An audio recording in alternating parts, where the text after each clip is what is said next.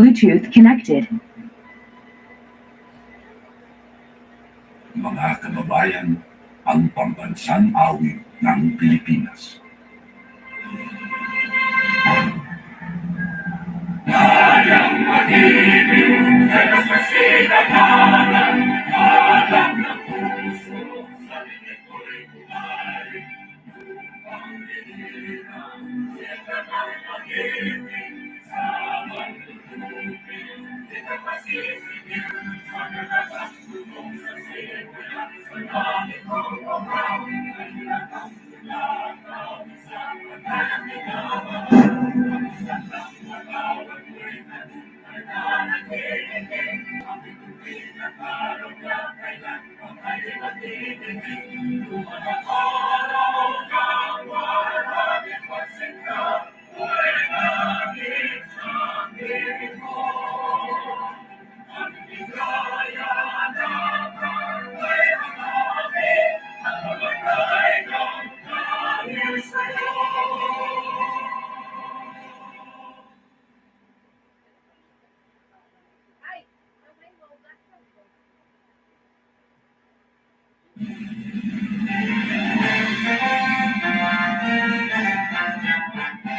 Simula ko hanggang ngayon, isang naging lalo. Magkaisa ang mundo, kaibigan ay maluto. Malayo mula sa hamon ng dagat, iyamos ang pangalit na umahalal. Inangat mo sa puso ang paniniwala, ang ihawang para sa kamatayan. Ang sambahay namuntay, bumalabang gusto at buhay, kapayapaan, katarungan, ay ating ang nakamtan. Alam kulira, pagpalay magsamoro. Ang sabor, lagi kang mamahalin, walang pipigil sa damdamin, mga pangako'y tutuparin.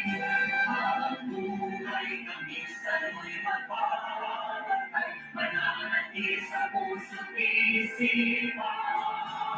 Ang lahat tututin tayo na buwis ng buhay, nasa piling na lang may kapal. Ang samboy na buhay, mula ng bawis dugo at buhay, kapayapaan, katarungan, ay ating ang nakamtan. Alhamdulillah, pagpalay magsamoro.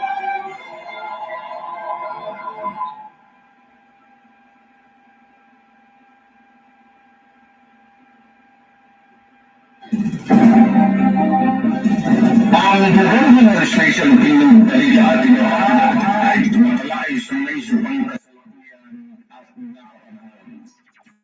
Politika, opinyon, komentaryo at talika, ang programa ay patas sa lahat. Walang inihilingan, walang tinatampihan, at walang tinapamigan ang programa ito. Ang programa ito ay public service sa kakaminan at trabaho lamang.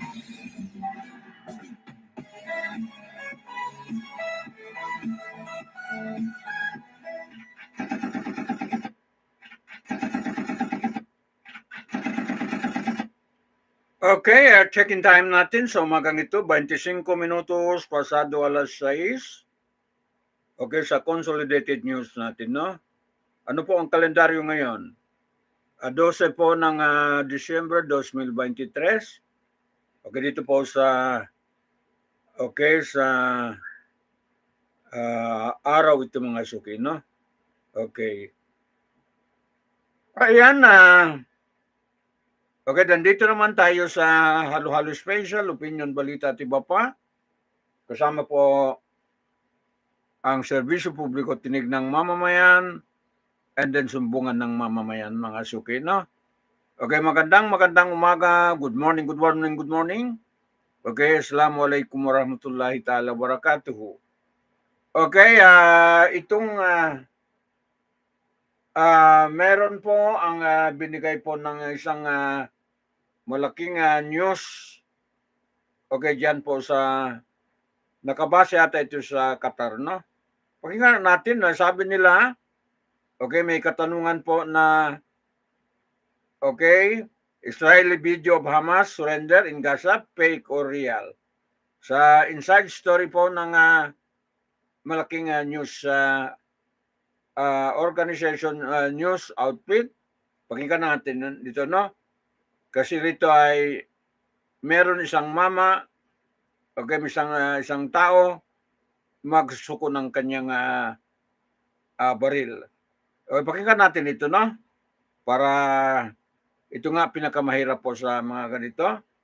Okay, yung manipulation ng news ay napakabigat, mga suki. No, lalo na po mga ganito, propaganda po sa bakbakan, mga suki, no? War propaganda. Ayan. Okay, kaya nga ako magkuha ng news, talagang ingat na ingat ako, mga suki. Mahirap po. Okay? Mahatsit tayo no, maging mga fake news, mga suki, no? Pakinggan natin ito. Okay, sa inside story, ito po. Hindi na lang nyo makita, no? Video apparently shows Hamas fighters surrendering and handing over weapons in Gaza. But critics are dismissing it as staged and funded Israeli propaganda. So is the footage real or fake? And who gains or loses by circulating it? This is Inside Story.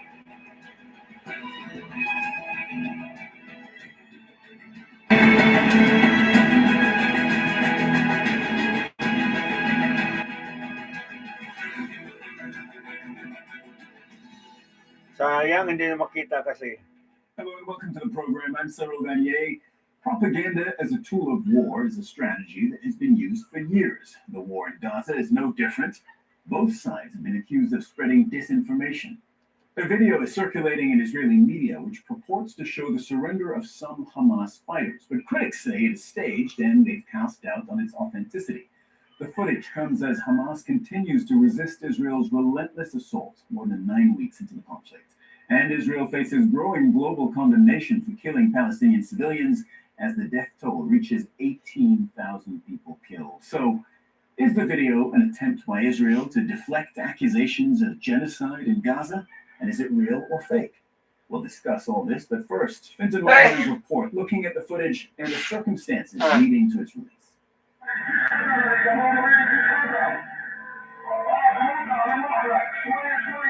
Palestinian men stripped and humiliated by Israeli forces.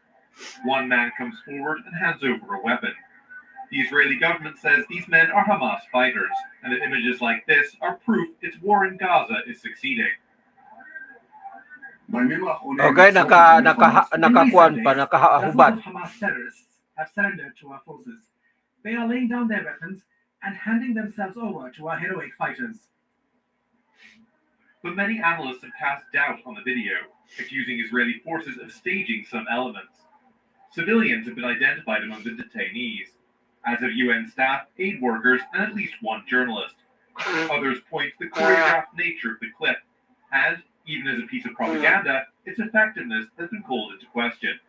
Whatever the Israelis intended to do, it has backfired disastrously bad, regardless of the authenticity of it or not, because the images that have gone around the world are images that show men and young men and older men stripped down to their underwear, and they're forced to kneel on the ground, they have their hands tied behind them. What does that remind people? Yung mga PAW, ang tinatawag na PAW, prisoner of war, ay hinubaran po, mga suki, no?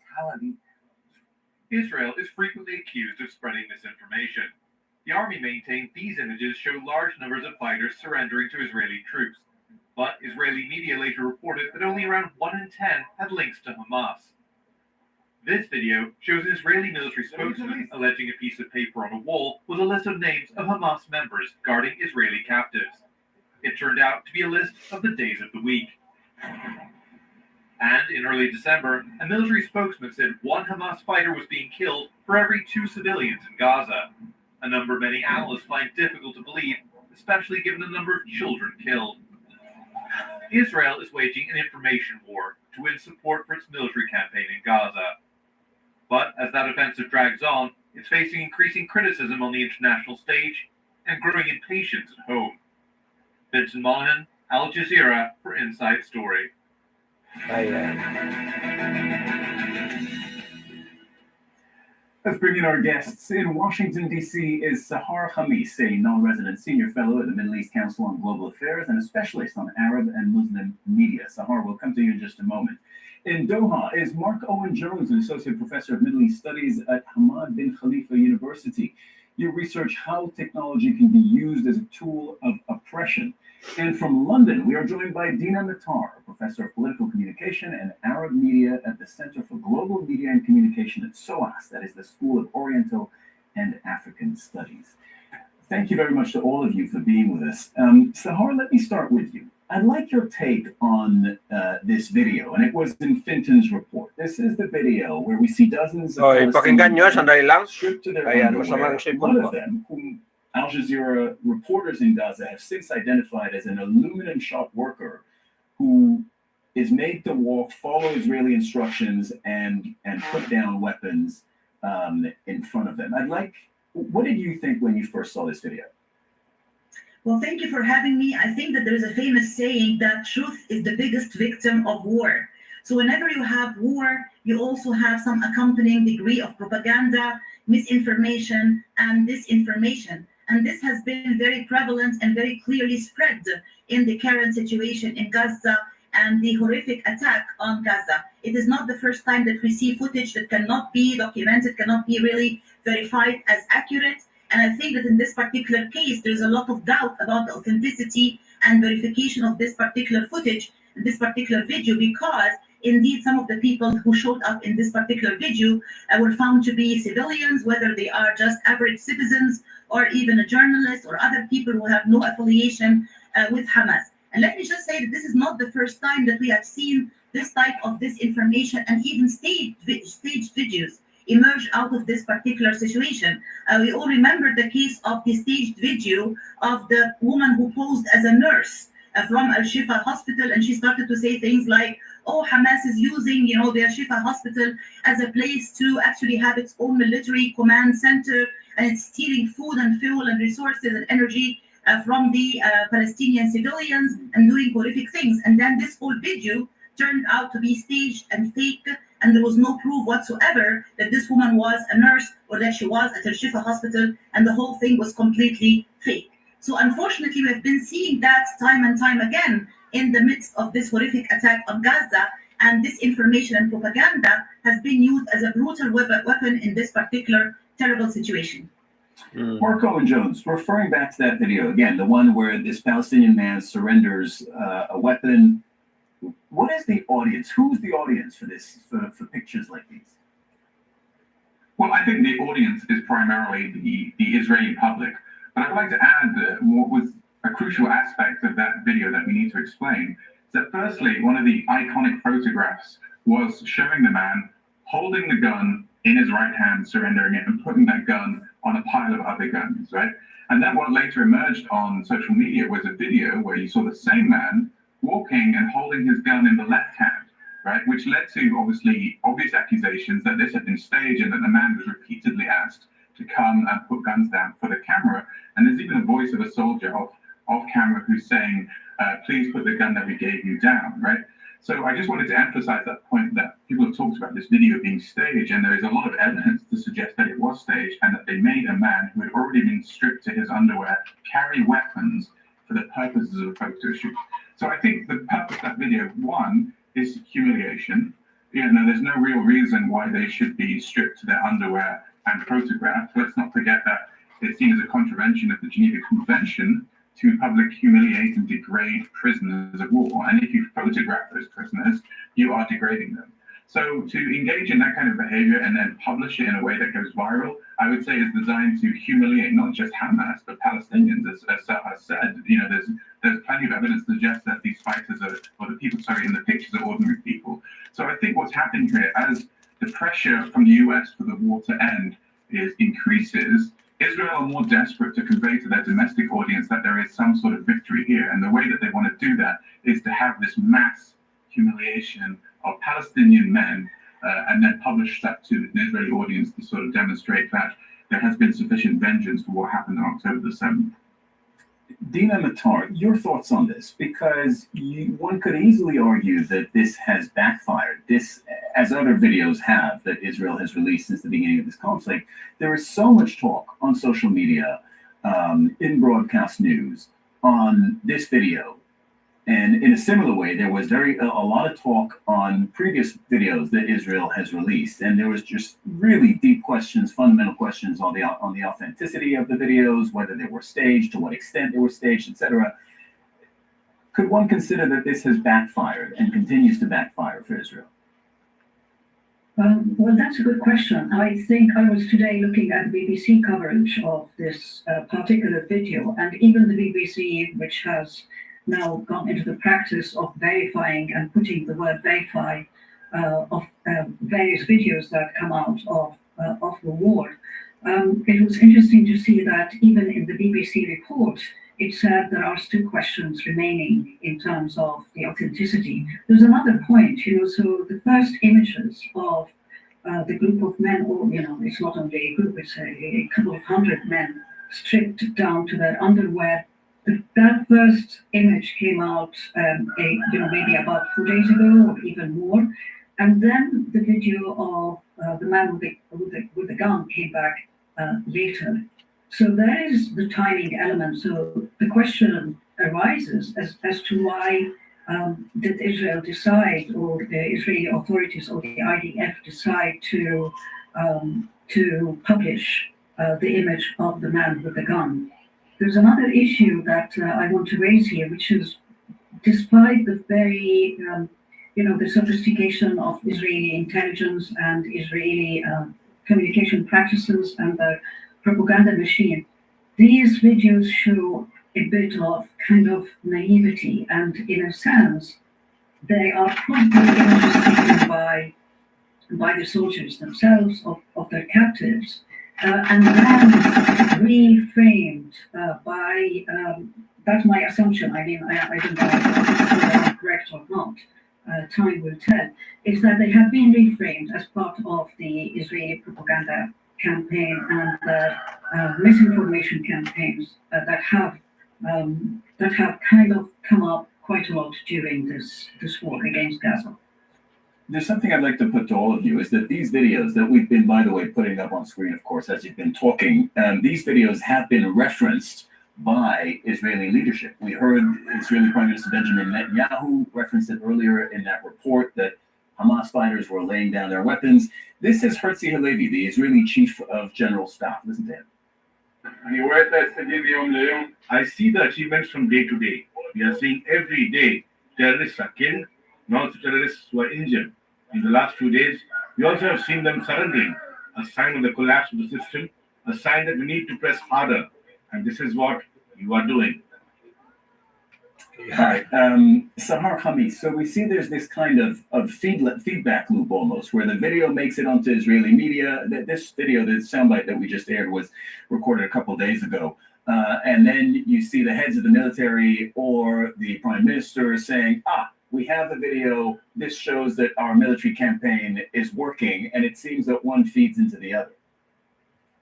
I think that Israel is desperate in order to paint an image of some kind of quote-unquote victory, because that has not really been the case. I mean, it was hoping for some kind of grand operation that would really put Hamas down to its knees in a very short time. And as we all know, that did not happen. The ground operation in Gaza did not go as planned for Israel or as hoped for.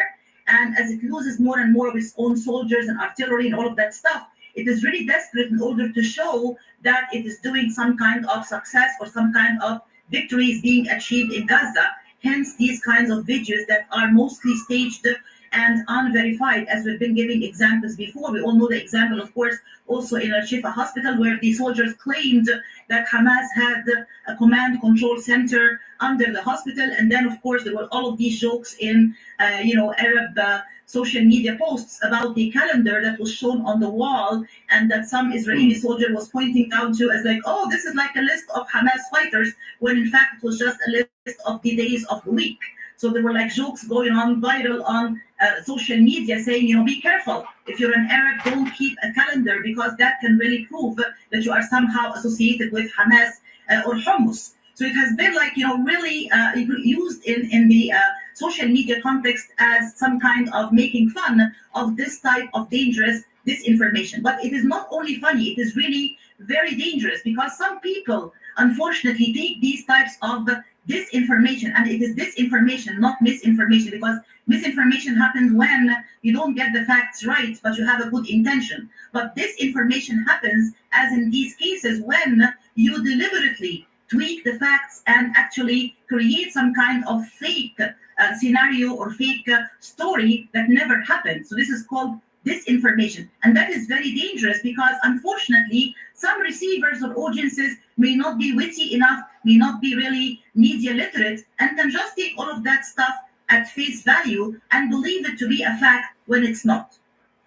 But even within the Israeli media, if you read Haaretz, for instance, they carried this report with, and they attributed, they quoted senior security officials told Haaretz on Sunday that of the hundreds of Palestinian detainees photographed handcuffed in the Gaza Strip, about 10 to 15% are Hamas operatives or are identified within the organization. Now, simple math tells us that means 85 to 90% of the people that we see in these pictures are not in any way affiliated with Hamas. And the Israeli military say that they've released the others. So it seems that there's the big picture narrative that's being put out, as we said, that by Netanyahu, the heads of the military, and then when they're questioned in detail by the media, they say, well, actually 90% of these people are not Hamas operatives. So, Mark, this goes back to the question that I was asking you earlier. Who is the intended audience, and what's the purpose if you're then going to say, actually, most of these people are civilians? Well, again, I think, this isn't just about Hamas. I think what we're seeing here, and I mentioned it earlier, in this notion of, the fact that the men in the photos were stripped down to the underwear. This is about humiliation, right? And it's not just about the act of humiliation. It's the public broadcasting of these images, which makes that humiliation a form of viral humiliation, right? It's about, helping dehumanize Palestinians and othering them. And I think this is another argument of why it's for not just the Israeli audience, but the global audience to an extent. One of the issues we've seen coming out of the past 2 months is this attempt to routinely dehumanize Palestinians. Why is it important to dehumanize them? Well, because if you dehumanize them, and we've seen lots of discourse like this, for example, an Israeli official referring to Palestinians as human animals, if people are encouraged to see Palestinians as less than human, they'll be more likely to support continued, not just Israeli action against Palestinians, but increasingly horrible treatment of Israelis, of Palestinians, right? Because this narrative of dehumanization is contributing to this. So I think this photo of Palestinians was an attempt at dehumanization to further basically legitimize continued Israeli attacks on them. And I use this kind of example of the audience, right? Some people say, well, why this information often seems so flimsy, or the staged elements seem obvious. Well, it's like Israel airstrikes. So Israel are happy to kill 100 civilians if it means they're killing one Hamas leader. They're happy to arrest 100 civilians if it means arresting 10 Hamas leaders. But I say the same for disinformation. It doesn't matter if 100 people, critical people, realize that the disinformation is nonsense. As long as 2 or 3 Israelis will believe that disinformation, then it's been successful to an extent. Dina, there is in Hebrew, and it doesn't have an exact English translation, the concept of hasbara, which is essentially a communications strategy to explain what the state of Israel is doing. The closest approximation to the Hebrew word hasbara is explain, right? Explain what Israel is doing. Do you want to explain to our viewers how Israel uses that and has used that in the past? So Israel has used Hasbara, which is translated into public relations or communication strategies in very specific and targeted ways. I agree with Mark that the audience for this particular clip we were talking about is the Israeli audience. And in a sense, it's a way of telling them, look, we are taking hostages. And in a sense, it's saying we are also, kind of keeping them and humiliating them. So maybe it's a way of responding to the current debate within Israeli societies, particularly by the family members of hostages in Gaza. But to go back to Hasbara, it's a strategy, a political communication strategy that Israel has been using to try and legitimize its own narrative about itself. In a way, the right to exist, the right to defend itself, kind of locating it within this anti-Semitic frame. Everyone who criticizes Israel is immediately branded as being anti-Semitic. And this Hasbara is targeted at different people and publics. It's not only, it's basically targeted at publics in the West, perhaps in the Arab world as well, to try and, kind of change the perspectives, or perhaps show that, or support Israel in its claims about itself. And we have seen many examples about that over the years. And it is a very pernicious strategy. And you can see that one of the most important figures who practices it is, of course, Mark Greger, who probably has had training in communication and how to use language. And he insists on using particular terms all the time, denying any possibility of thinking otherwise. So this is what Hasbara is, and it's been written about quite a lot in the literature, in the academic literature, in terms of the literature on propaganda and strategic communication.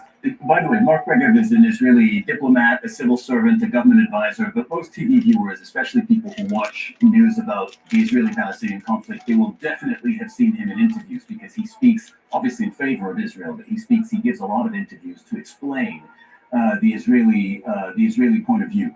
Outside of Israel, do you feel that for this conflict, Hasbara is working? Because Israel, since October 7th, has lost a lot of international support.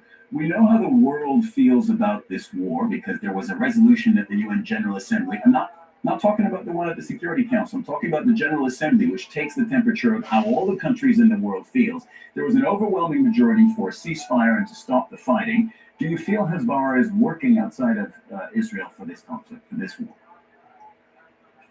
You're asking me, I can answer. Yeah. I think it has worked in the past, but I think people are beginning to see that the claims made by Israel are just claims. They're just lies, misinformation, propaganda. That's all we could say.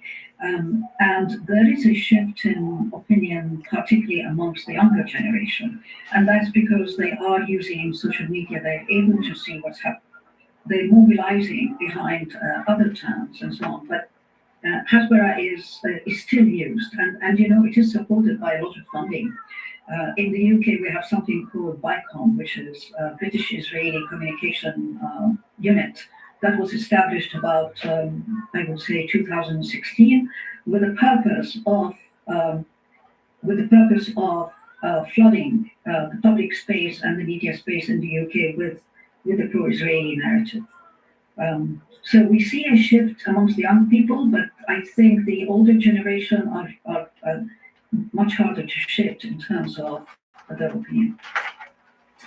Sahar, does this kind of video and others that came before it, including ones that you talked about, others that we referenced that were either debunked or that were laughed at on social media and seen as either widely inaccurate or completely staged, does that pose a problem for the U.S., which is the main supporter of Israel in this war at this stage? I mean, let's just remind our viewers, based on the U.S. veto at the UN Security Council just a few days ago, Israel is just one U.S. veto away now from not being able to prosecute this war as it's currently doing, right? So they need the U.S. to be on board. Does this create a PR problem for the U.S.? I think it does, because the unconditional and one-sided support that the U.S. has been given Israel since the beginning of all of the events unfolding since October 7th has been really something that a lot of people have critiqued and blamed the U.S. for really being this staunch supporter of Israel when we have more than 18,000 lives lost in Gaza, most of whom are women and children and elderly people who are just plain civilians that have nothing to do with Hamas. So this really creates an image crisis for the United States and shakes its own reputation, credibility, and international leadership on the international stage. I also want to highlight the very important point, which is the double-edged sword of social media. Social media played a very, very important role in the midst of these events. I mean, on one hand, it really allowed the truth to come out in a way that was not possible through the mainstream American media or Western media in general, most of whom have adopted a narrative that's really, really very supportive of Israel all the way, and did not give a lot of room for showing the other side of the story, which is the suffering of the Palestinian people day in and day out. Therefore, the world consciousness was shocked when they started to see all of these images and videos coming out of Gaza, and they're like, oh my God, wait a minute. We are not seeing that on, traditional mainstream average Western media or American media, but we are seeing it now through social media. Social media played a very important role to create this kind of awakening of international public opinion, and we saw how that was reflected in massive demonstrations and protests and marches all over the world. One of them here in Washington, D.C. exceeded 500,000 people, which is unprecedented. On the other hand, however, social media had another side, which is a negative one, where it really became a platform for the spread of staged videos and in some cases misinformation or disinformation or propaganda, just like some of the footage and videos we have been talking about. So we have to bear in mind also this double-edged sword effect of social media and how it can have positive as well as negative consequences at the same time. Mark, if we flip the coin, what has been Hamas's communication strategy? How have they countered the whether it's the videos or the messaging that we're seeing out of Israel? Well, I think they've shifted over time. I think the initial attacks on October the 7th, you saw a sort of celebration of brutality, which obviously was, in terms of generating global sympathy, was entirely ineffective. But I think the thing is, Hamas, apart from putting out these occasional videos where you see spokesmen talking about what they've done and how much Israeli equipment they've destroyed, have attempted to kind of try and portray themselves in a more legitimate light. So we've seen Hamas spokesman conferences now with those advertising backboards. When we've had the hostage exchanges, we've also seen, a lot of narratives promoting this idea that Hamas have been humanely treating their hostages, whereas Palestinian prisoners of Israel have been really treated badly. So they've made a kind of lot of this, and now we're seeing more videos of Hamas, showing and documenting their attacks on Israeli tanks, again to show, Hamas is strong and won't be cowed.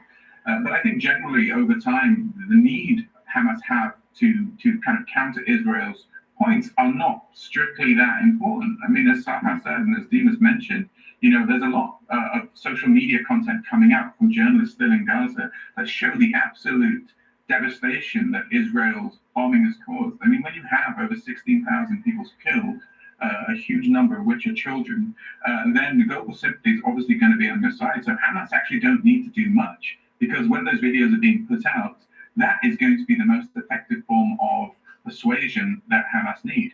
And so I think that's really important to remember when we talk about the propaganda war here. There's a certain asymmetry, and Hamas have benefited from the fact that Israel's brutal response has just generated so much anti-Israeli propaganda itself.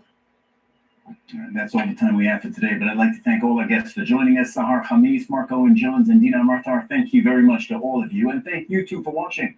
You can see the program again anytime by visiting our website, that's aljazeera.com. And for further discussion, go to our Facebook page. That's facebook.com/AJ Inside Story. You can also join the conversation on X, Our handle at AJ Inside Story. From me, Cyril Vanier, and the whole team here in Doha, bye for now. Doha Qatar nga, Doha Qatar no. Ayan. So, yan po mga suki, no? Okay, yung katotohanan lumalabas din pa nga. Okay, mga nakinig sa atin, no? Kaya wag tayong mag-fake news, no? Wag tayong magbigay mga disinformation, misinformation, wag po, mas iwasan natin, no? Okay, wala, lalabas din eh. Dami po ang social media lang eh, grabe po magbantay mga suki, no? Wala, hindi tayo makalusot. Kung gumawa tayo ng mga kalokohan sa news natin, wala din. Lalabas din po ang katotohanan. Kaya nga, okay, invite natin, i-advise natin huwag tayo mag-fake news, no? Huwag tayo mag-manipulate news. Okay, nalalaman po ang mga ginagawa natin, no? Ayan. Ito po. Ang gobyerno ng Station Bilang Balita ay tumatalakay sa may subang kasalukuyan at napapanahon. Politika, mapapinong, mapakomentaryo at balita ang programa ito'y patas sa lahat. Walang pinigilingan, walang pinatanggihan, at walang pinatanggihan ang programa ito. Ang programa ito ay public service sa makahaminan at trabaho lamang.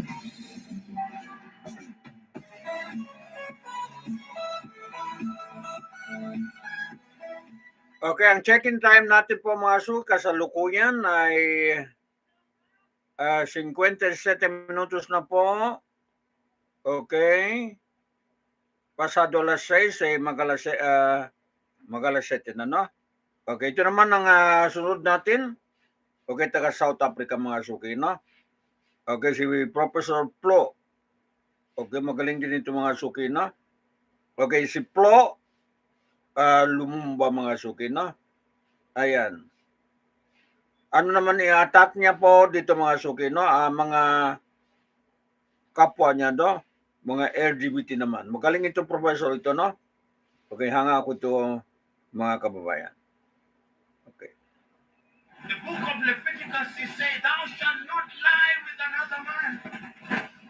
Now, the mother church, you are saying in England, is saying civil marriages. When the colonialists came, they came and gave us Magaling laws. ito, professor ito. One of them, the offense of sex against the order of nature. Now they are telling us that that has changed. Rediscovering the vision, the biblical vision of membership. And in my view, it is very important, particularly in Africa. Today, Hindi muna ako mag-news, no? Kasi when I sila muna. travel across the continent, and I do, in many countries, I am amazed by the number of buildings whose owners claim are churches. In a distance of 1 kilometer, you will see different denominations. The Bible is now the greatest instrument in creating false industries in the continent of Africa. And that is not to be celebrated. It is to be frowned upon. And we who claim to be Christians, and I normally use this very deliberately, we claim to be Christians. As to whether we are is another debate. We'll only discover that a little later when we are in heaven. And therefore, when we talk about rediscovering, we are saying that it was once discovered. But let us situate the Bible in its proper place. Christianity as we know it today in the continent of Africa was midwifed tours in the continent through Europe, through the missionaries. When they came, they were reading the very same Bible that we are reading today. When they sat in Berlin and were dividing the continent of Africa, they were reading the same Bible that we are reading today. The same Bible in which, in Paul's letter to the Galatians at chapter 3:28, he says, there are no Jews, no Gentiles, no slave, no free, no woman, no man. They read that verse. It was not interpolated later after they came. They read it. But they came here and conquered us. They came here and discriminated against us. The same Bible. They were being mentored by that very same Bible. They came here when they had divided the body of Christ. The English had appropriated the religion in 1534, and they now had their Anglican church complete with the monarch as its head. The Scots had appropriated their own, and they had the Presbyterian church. The Greeks had their Greek Orthodox. The Armenians, Professor Lumumba, no? The Prof. Roman Lumumba. Catholics were even bolder. They called it the Roman Catholic Church. So that even when they are in Uganda, it's not Ugandan Catholic Church, it is the Roman Catholic Church. And you are going there and you are saying you are Roman Catholic Church.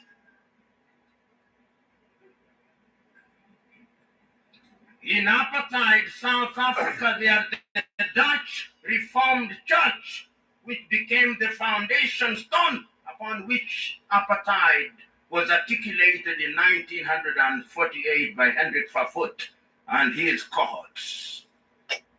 So the Bible has been misused. Don't be cheated. Let's not be nice to each other because we are Christians. The Bible has been misused. It has been used to support slavery. It has been used to support colonization. It has been used to pervert the truth. That is the Bible that we are saying we ought to rediscover. So when we are gathered here as Christians and we are talking about rediscovery of mentorship in the Bible, we must have a spirit that is a questioning spirit. When His grace was preaching to us, He said, we must always be nice before we are good. Not always. And I've always talked about two approaches to be found in the Bible. One is of John the Baptist and Herodias. It's a dangerous path where you go out into the public and condemn evil. The only thing that you must know is that when you follow that path, Salome will ask for your head. But there are circumstances when it is necessary. Then there are circumstances when it is necessary to follow the path that His grace has suggested. Read the conversation between Nathan and David and what he did to the wife of Prophet Uriah. He comes and tells him, in this place there was a person who had a lamb. Circumstances define which method you use. And in a forum such as this, we now live in a world where, as Christians, we are also very pretentious. We don't speak the truth as it ought to be spoken. And when I read the Bible, sometimes as a Christian, I ask myself, what kind of Christian would I be? I often ask myself, if I lived in the days of Jesus, which of these disciples would I be? Because let us ask ourselves, when were we first called Christians? In fact, if you read the Bible and the history of Christianity and how we were first called Christians in Antioch, it was not a badge of honor to be called a Christian. It was not a badge of honor. It was a statement that these individuals who follow somebody whom we do not respect, whose ideas we do not respect, then we embrace it. But do we question that as Christians when we are reading the Bible? Do we read the Bible? Many of us who make the claim that we are Christians are not good Bible readers, despite your best efforts and best intentions. I normally ask this test question to my audience rather lately, and I'll test it this morning to determine how effectively you read the Bible. When you read the book of Isaiah, chapter 6, it says that in the year that King Uzziah died, the Lord appeared unto Isaiah the son of Amos. Then I ask Christians, and who is King Uzziah? They do not know. They have never read about him in the Chronicles because they are satisfied with what they are preached to and about. Christians don't read the Bible.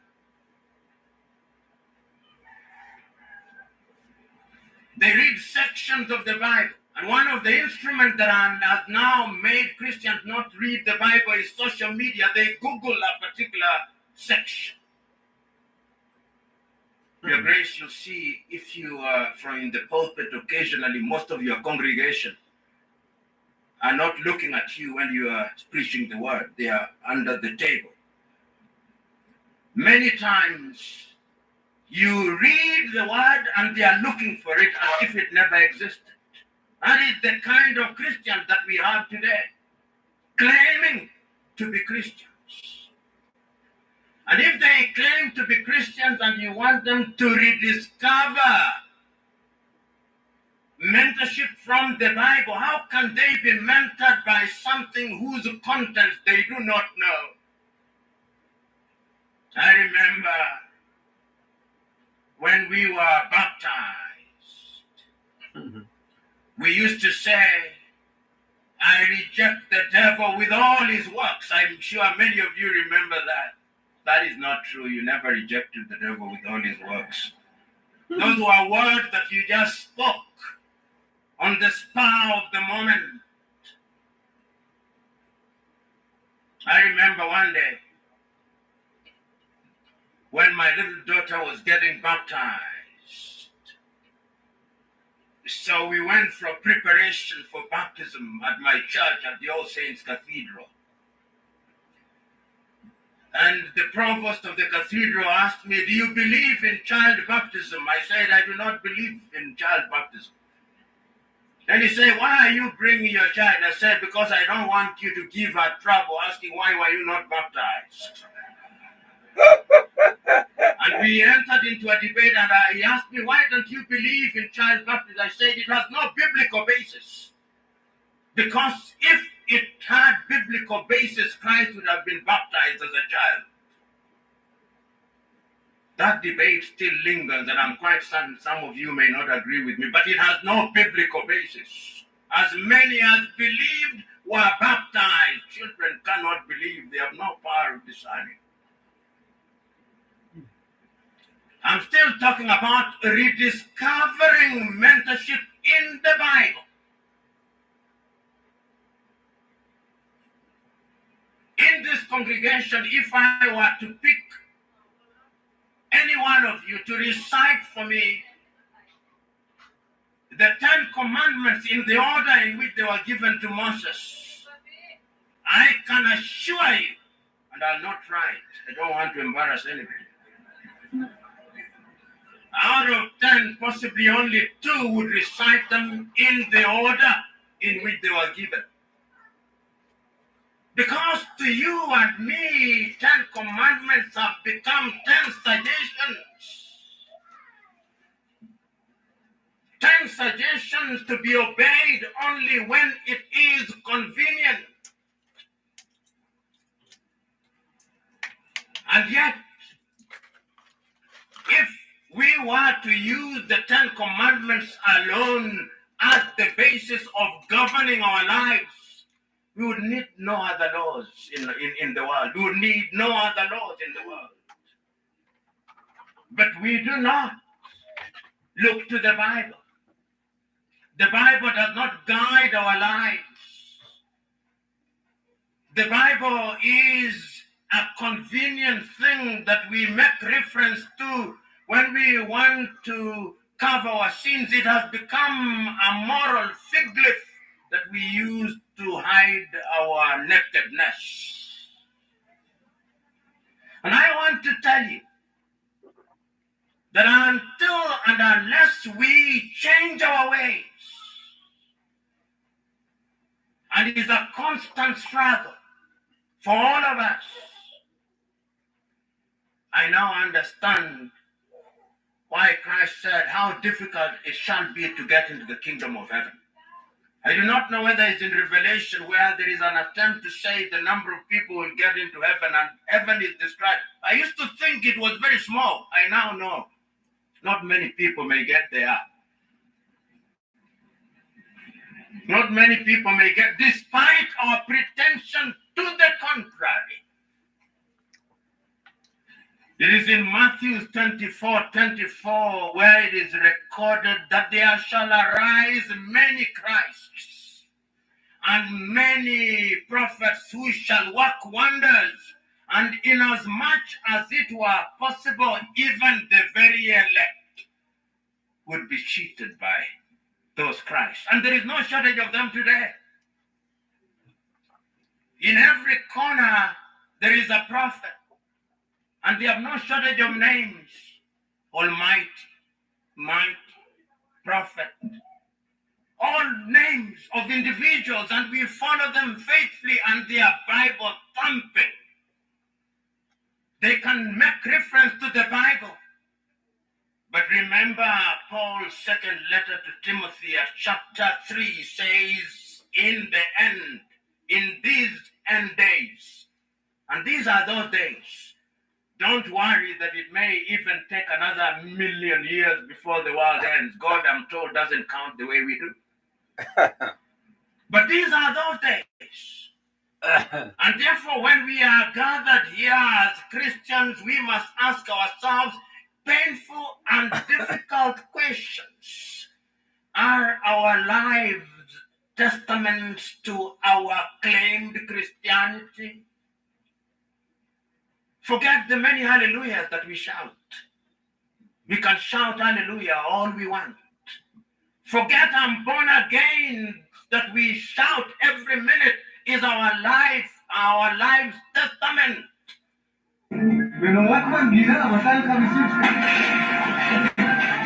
To the person that we claim to follow Christ, or we are merely church-going Christians. On Saturday, if we are from the SDA, we go to church because that is where you meet your friends. And a 1-hour sermon is too long. You lose your pastor after 10 minutes and you are busy playing video games in the pews. Is that the kind of Christian you are? Sunday-going Christian who thinks he's God's gift to the world? Is that the kind of Christian you are? A Christian whose business is to judge others, thinking that you are holier than everybody else? Is that the kind of Christian you are? Because if that is the kind of Christian you are, then you cannot mentor anybody. In Greek mythology, which I want to believe you are all familiar with, there were many gods. One of them was Apollo. And the story goes that he sent out, the oracle was sent out to discover the wisest man in Greece. And when they had gone yonder, they came and said that Socrates was the wisest of all men. Because when he was asked what he knew, he said the only thing that he knew was that he knew nothing. In other words, in order to be truly knowledgeable, you must have humility in you. Are we humble? Because only the humble can be true mentors. And the Bible is full of mentors.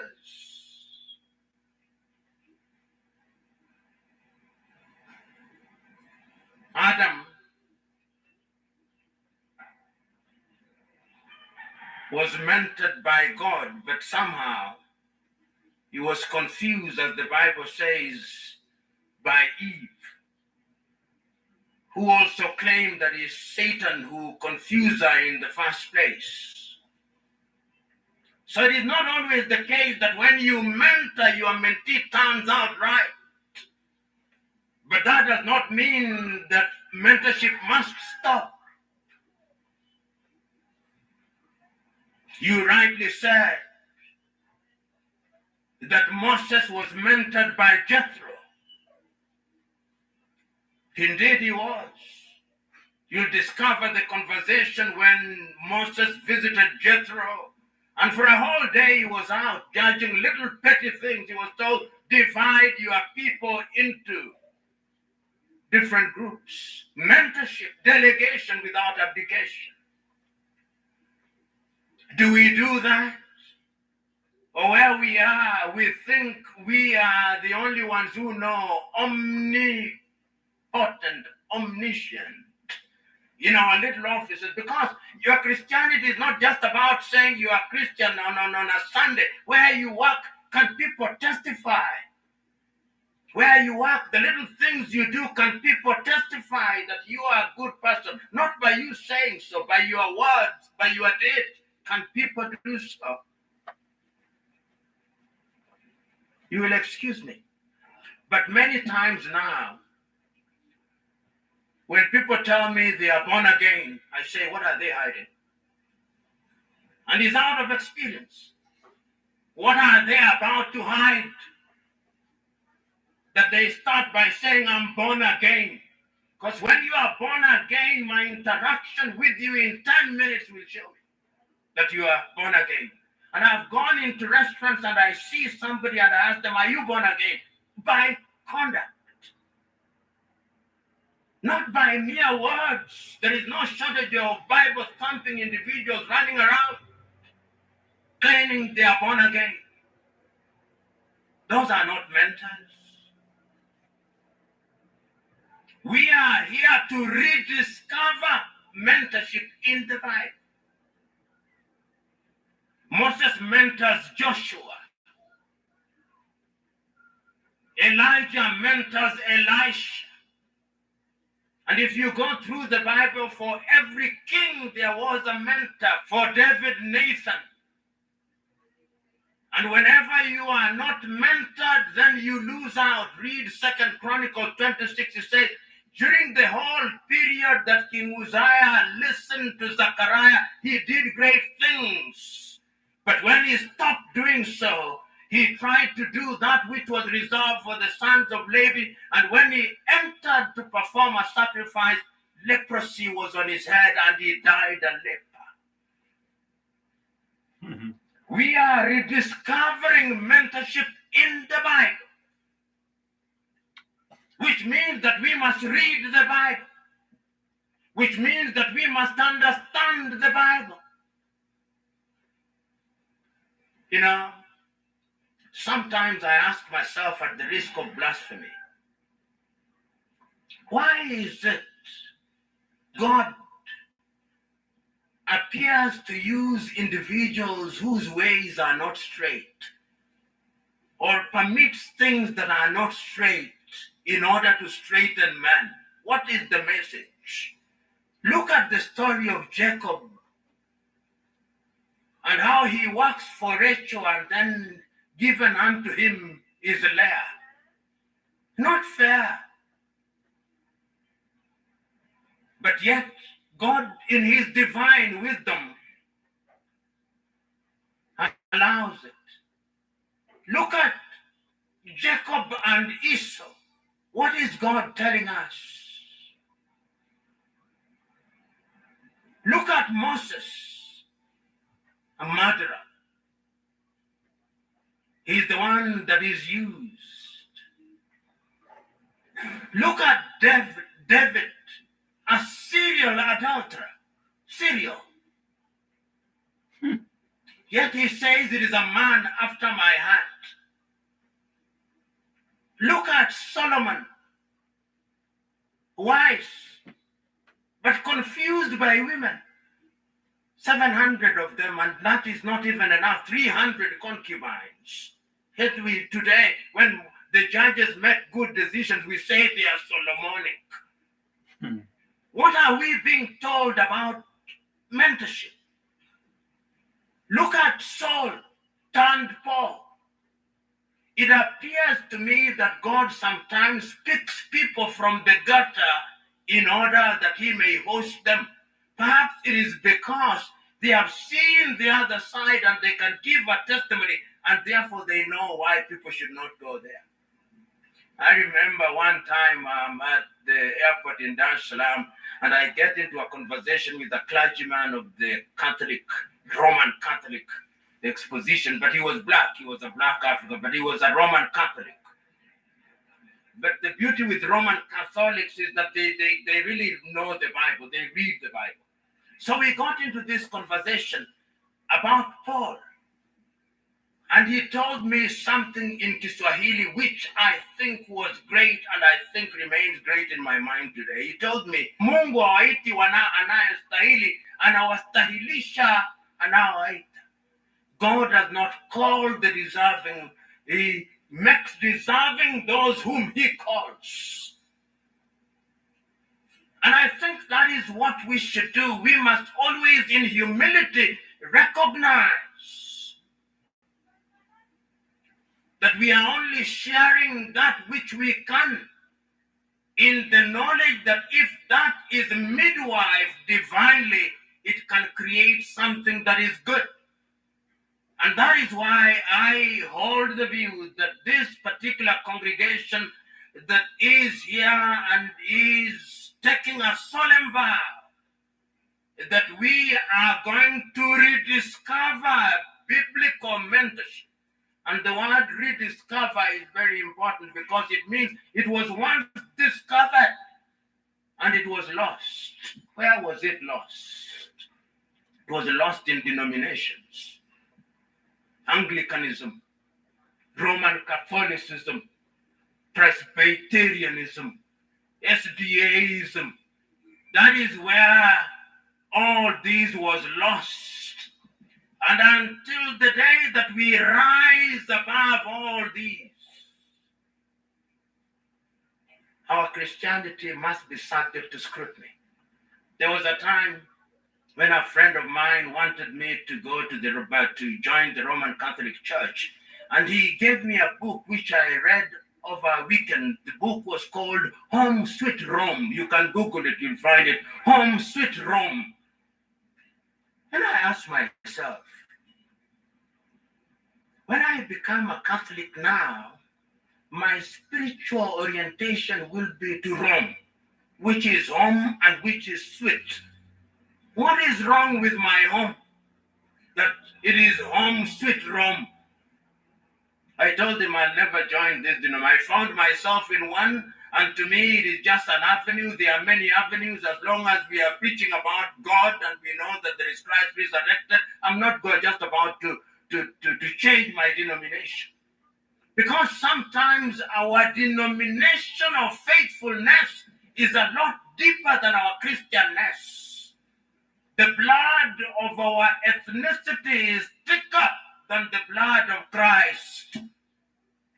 And I want to say that because we are in Africa, Africa is dangerously diverse.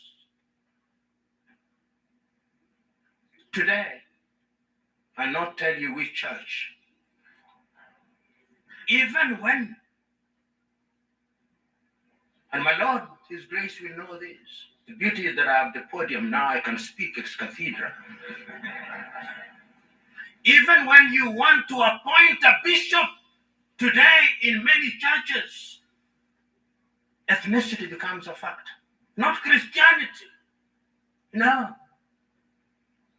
You'll hear them saying, this is our bishop, not Christian bishop, our ethnic bishop. And when they have been consecrated as bishop, they even hold parties in their tribal home because it is their bishop. If that is the attitude that we have, and that is the attitude that we want to use to mentor, you are dead on arrival. Heaven will not welcome you. Because you are a tribal bishop. And yet, Paul to the Galatians says there are no Jews, no Gentiles, no man, no woman, no slave, no free, unless your Bible was edited last night and that particular provision removed. Still the same in all that I read and you read. So, ladies and gentlemen, we are here to rededicate ourselves.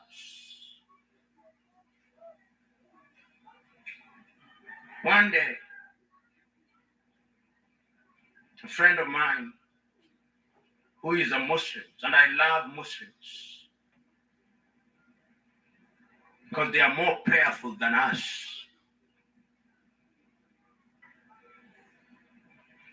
If there was a Muslim in this assembly, there would be a segregated prayer place there. They remember their gods on average 5 times a day. So even the time between sinning and repenting is made very short.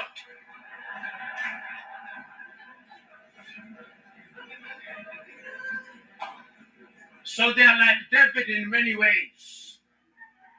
But we Christians, we remember our God once a week. Many of us, except the clergy, who I know do better job than us. But many of us, Bishop, that is the truth. And with these days of virtual churches, even in the morning on Sunday, that is when we are most tired in the morning. Because we'll meet you virtually.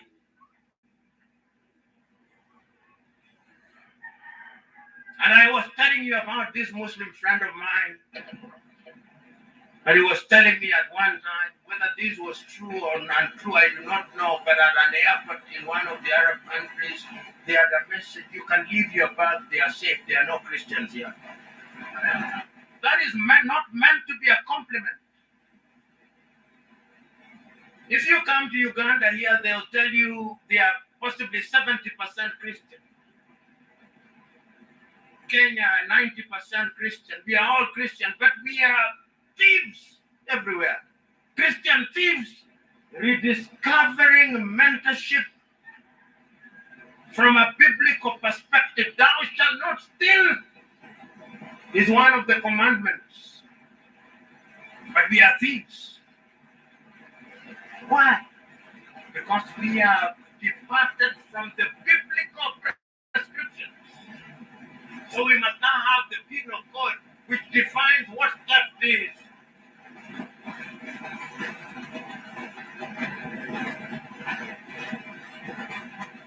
Biblical mentorship. The book of Leviticus is saying, thou shalt not lie with another man. Now, the mother church, you are saying in England, is saying civil marriages using the same Bible. When the colonialists came, they came and gave us laws. One of them, the offense of sex against the order of nature. Now they are telling us that that has changed.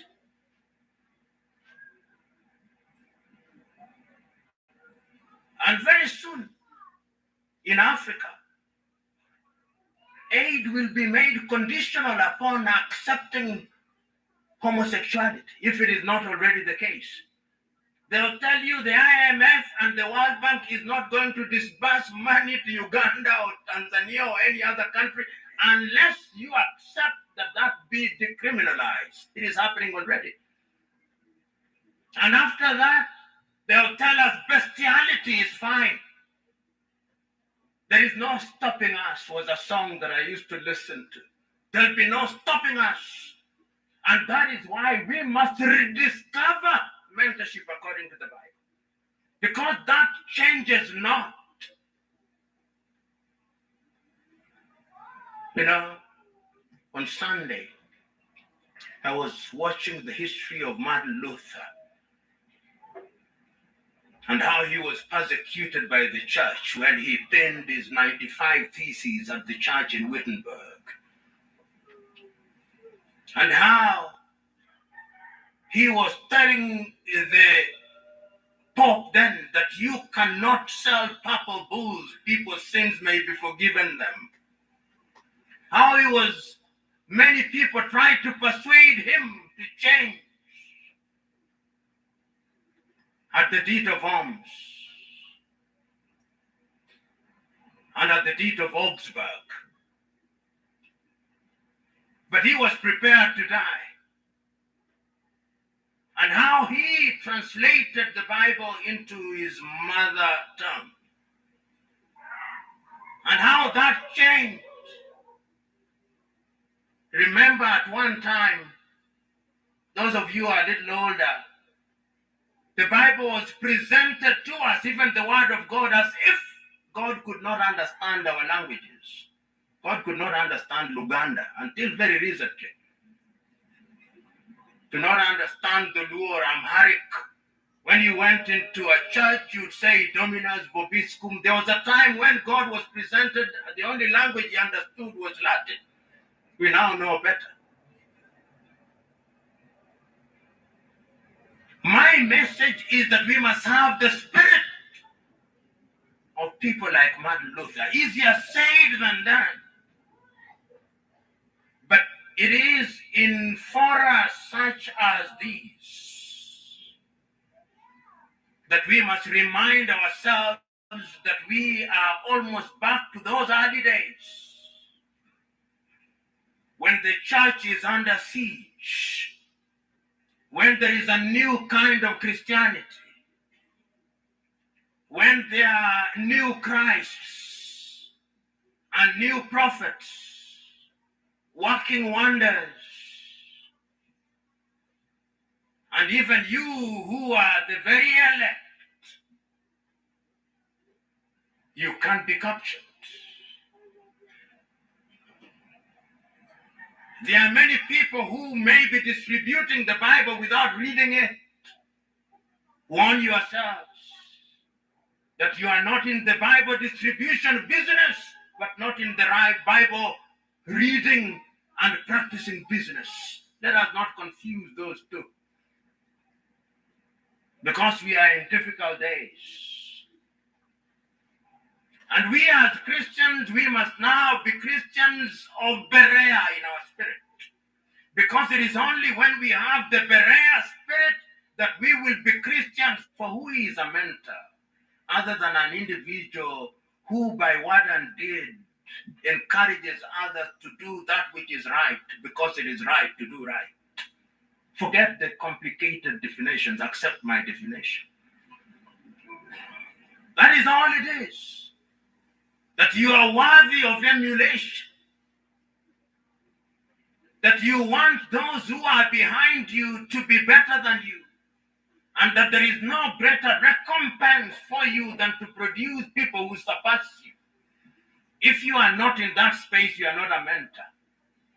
Because a mentor warns those who are coming after him of the landmines which he stepped on, which she stepped on, that they may never step on them. That if his journey was long, their journey is shorter and smoother and much more successful. That is who a mentor is.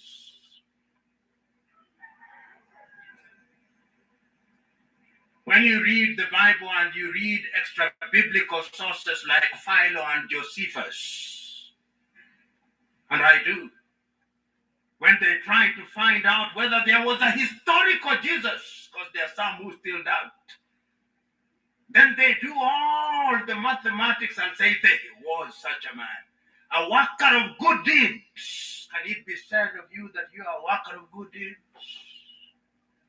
Do your enemies in their quiet moments acknowledge, behold, a good man or a good woman? These are the questions, ladies and gentlemen. And let me not be Pharisaic about it. Let me not talk for too long. I'm happy to be in your presence in the knowledge that this is not just another annual jamboree, because there are too many jamborees around the world. But this is a meeting of men and women who, in their minds and hearts, they are decided to go out there and to change minds and hearts.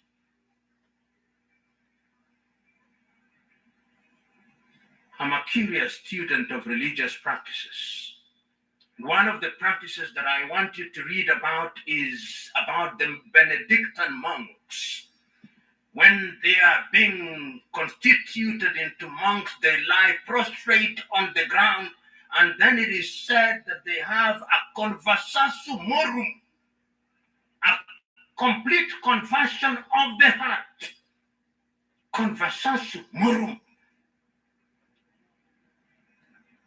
You who are here, before you go out there, you have a conversion. It does not mean that you will not be without sin. You are with sin. We are all with sin. But is our conviction, are the words of your mouth wedded with the thoughts of your mind and the feelings of your heart, so that we can rediscover mentorship in Africa particularly? Those of you who are clergy, when we come before you, do you speak from your hearts or you have prepared sermons that you read which do not touch even your own hearts? Do you touch us? Do you care whether we come to Sunday or Saturday as a ritual? Do you care more about our tithing and offerings? Or you care about our well-being? And those of us who are the laity, do we think the church is the clergy? These are the questions that we must ask. This is a daily struggle for all of us. And I'm saying that if we use the Bible as the point of reference for mentorship, then there is hope for this world. Because the Bible is a gem. There are people who said there is a book which I have written, reading the Bible from the beginning to the end. That is mechanical reading. Every time you read the Bible keenly, you discover something great. Every time. When I read Matthew 24, and I've read it times without number, and sometimes I read it again, and I say, but this one I did not see. When I read Paul's letter to the Galatians, chapter 3:28, and I say, but this one I did not see. There is almost a revelation every time if you read it keenly enough, and how it applies to our lives today. So, Christian brethren, go out into the world, and I hope that this meeting will be like that of the Pentecost. That when you come out of here, you shall be touched. You know, and this is what I want to conclude with. People are fond of this, particularly people who are called upon to pray. They say, and I normally also said, oh Lord, ignore the messenger but receive the message. Nonsense. If the messenger is bad and known to be a crook, the message will not be received. So in as much as we want to ignore the messenger, we also want to know that the messenger is trying to be good, not good. So don't come here as a crook and tell us ignore the messenger and receive the message only. We want to know you as a person who is struggling to be good. But because you are human, you make mistakes. So, as Christians, when you come here, we can for you that you are struggling Christian. And this is what I want us to do, because when we do that, it will be true that the Bible can actually be the guide for mentorship. And if you have it, you need no other thing. In fact, if you don't read any book in the world, only read the Bible. There is science, there is war, there is everything in the Bible. If you want pornography, there is pornography in the Bible. There is science in the ground. There is everything in the Bible. Thank you very much, and God bless.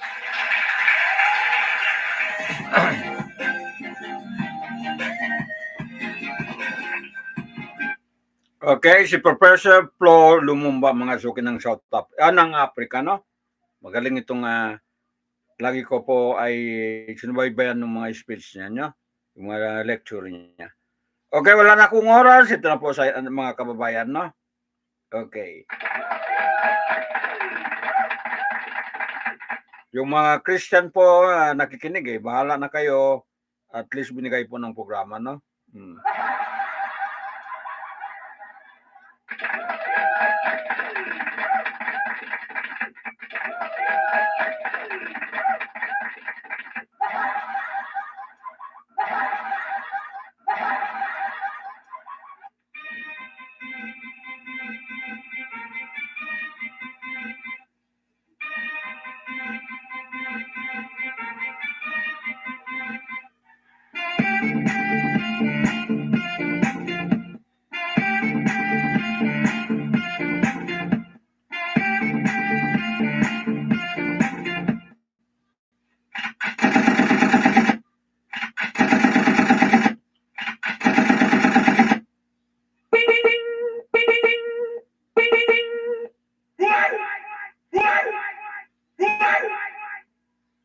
Awesome! Awesome! Awesome! Awesome! Okay, latest data po binigay po ng mga mga independent tagapagbalita ay umabot na po ng 17,487 ng ay total death po diyan po sa bakbakan ng ng Israeli Defense Force at saka itong Hamas, mga suki, no? Ang casualty natala nila ay 46,480 ang injured, no? Ayan, magmula po October 7 ng cross-border attack po ng Hamas militant o resistant, mga suki, no? Pupunta po sa sa bansang Israel. So yan po ang recorded po ay nakuha natin, mga suki, no? Sa mga independent news, diyan nakabase po sa Middle East. Ayan. And then nasaan yun? Bakit na bigla?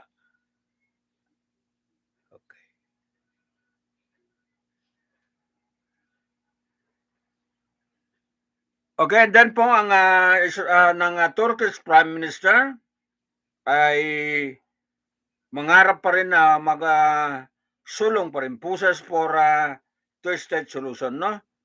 Okay, to Israel and Palestinian. Ayan.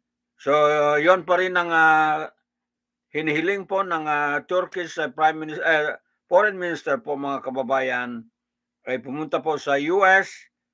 Okay, maglabi po para magkaroon po ng two-state solution po yung bansang mag-away, mga suki, no? Itong Palestinian at saka itong Israel, mga suki, no? Okay, yan po ang katapusan ng balita natin dito po sa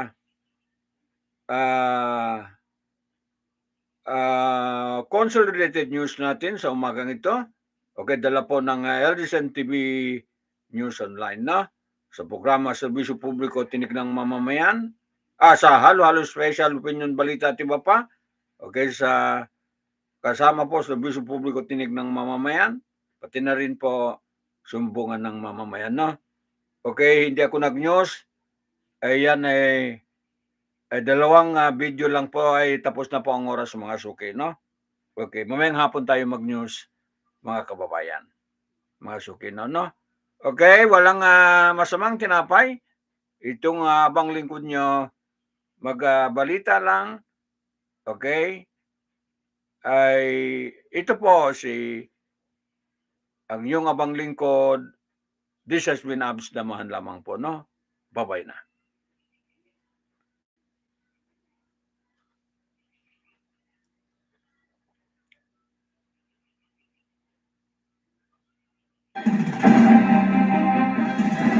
Ang gobyerno ng Special Opinion Balita ay tumatalay sa may subang kasalukuyan at nakapanahon. Mapapolitika, mapapiniyon, mapakomentaryo at balita ang programa ito'y patas sa lahat. Walang pinikilingan, walang pinakampihan, at walang pinapamigan ang programa ito. Ang programa ito ay public service sa makakaminan at trabaho lamang.